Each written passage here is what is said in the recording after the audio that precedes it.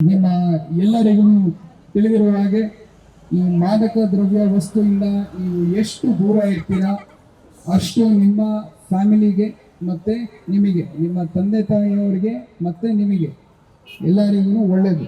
ನೀವು ಯಾವಾಗ ಆ ಮಾದಕ ವಸ್ತುವಿಂದ ಬೀಳ್ತೀರಾ ಅವಾಗ ಫಸ್ಟ್ ಎಫೆಕ್ಟ್ ಆಗೋದು ನಿಮ್ಮ ತಂದೆ ತಾಯಿಯವರಿಗೆ, ಆಮೇಲೆ ನಿಮಗೆ ಎಫೆಕ್ಟ್ ಆಗುತ್ತೆ.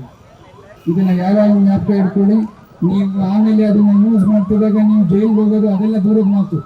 ಫಸ್ಟ್ ನಿಮ್ಮ ಮನೆಯಲ್ಲಿ ಯಾರು ತಂದೆ ತಾಯಿಯವರಿದ್ದಾರೆ ಅವರು ಎಷ್ಟು ನೋವು ಅನುಭವಿಸ್ತಾರೆ ಅನ್ನೋದನ್ನ ನೀವು ಯಾರು ಮರಿಬಾರ್ದು. ನೀವು ಯಾವಾಗ ಡ್ರಗ್ಸ್ ಇಂದ ಹೋಗ್ತೀರಾ ಫಸ್ಟ್ ಅದು ಎಫೆಕ್ಟ್ ಆಗೋದು ನಿಮ್ಮ ತಂದೆ ಮತ್ತೆ ನಿಮ್ಮ ತಾಯಿಯವರಿಗೆ.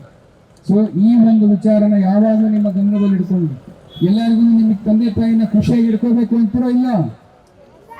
ಎಲ್ಲ ಮಕ್ಕಳಿಗೆ ತಂದೆ ತಾಯಿಯವರು ಖುಷಿಯಾಗಿರ್ಬೇಕು ಬೇಡ? ಇವಾಗ ಅವರು ಖುಷಿಯಾಗಿರ್ಬೇಕು ಅಂದ್ರೆ ನೀವು ಈ ಮಾದಕ ವಸ್ತುವಿಂದ ದೂರ ಇರಬೇಕು. ಮಾದಕ ವಸ್ತುವಿಂದ ದೂರ ಇದ್ರೆ ಆಟೋಮ್ಯಾಟಿಕ್ ಆಗಿ ನೀವು ಓದ ಕಡೆ ನಿಮ್ಮ ಒಲವು ಜಾಸ್ತಿ ಬರುತ್ತೆ. ಅವಾಗ ನೀವು ನಿಮ್ಮ ಜೀವನದಲ್ಲೂ ಮುಂದೆ ಬರ್ತೀರ. This is the first point. ಎರಡನೇ ವಿಚಾರ ಬಂದ್ಬಿಟ್ಟು ನಮ್ಮ ಟ್ರಾಫಿಕ್ ವೈಲೇಷನ್ ಬಗ್ಗೆ.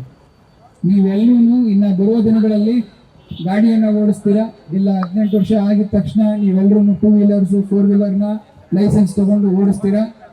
ಅವಾಗ ಕಡ್ಡಾಯವಾಗಿ ನೀವು ಹೆಲ್ಮೆಟ್ನ ಧರಿಸ್ಬೇಕು. ಹೆಲ್ಮೆಟ್ ಏನಕ್ಕೆ ಧರಿಸ್ಬೇಕು? ಯಾಕಂದ್ರೆ ಯಾವ ಆಕ್ಸಿಡೆಂಟ್ನು ನಿಮ್ಗೆ ಹೇಳ್ಬಿಟ್ಟು ಆಗೋದಿಲ್ಲ. ಅದೇನಾದ್ರು ನಿಮ್ಗೆ ಹೇಳುತ್ತಾ ಇವತ್ತು ಆಕ್ಸಿಡೆಂಟ್ ಆಗುತ್ತೆ ನನಗೆ ಹುಷಾರಾಗಿರುವಂತ?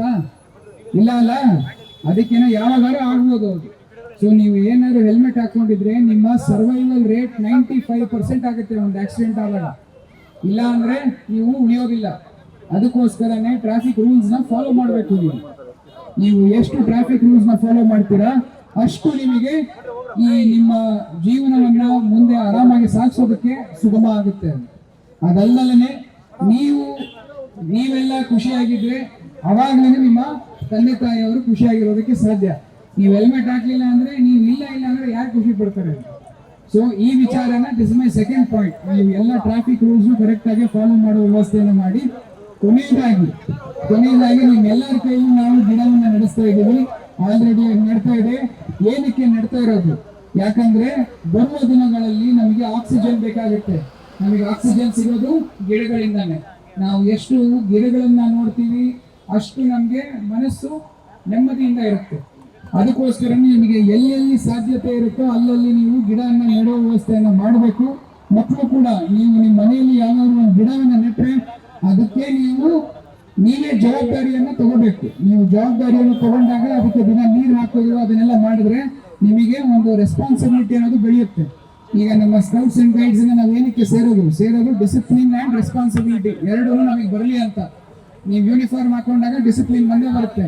ರೆಸ್ಪಾನ್ಸಿಬಿಲಿಟಿ ನೀವು ಈ ಒಂದು ಗಿಡಗಳನ್ನ ನೋಡ್ಕೋ ರೀತಿಯಲ್ಲಿ ನಿಮ್ಗೆ ರೆಸ್ಪಾನ್ಸಿಬಿಲಿಟಿ ಬರೋ ವ್ಯವಸ್ಥೆಯನ್ನ ಮಾಡ್ಕೋಬಹುದು. ಇದನ್ನ ನೀವೆಲ್ಲರೂ ಮಾಡಿ ಅಂತ ಹೇಳ್ತಾ ಈ ದಿನ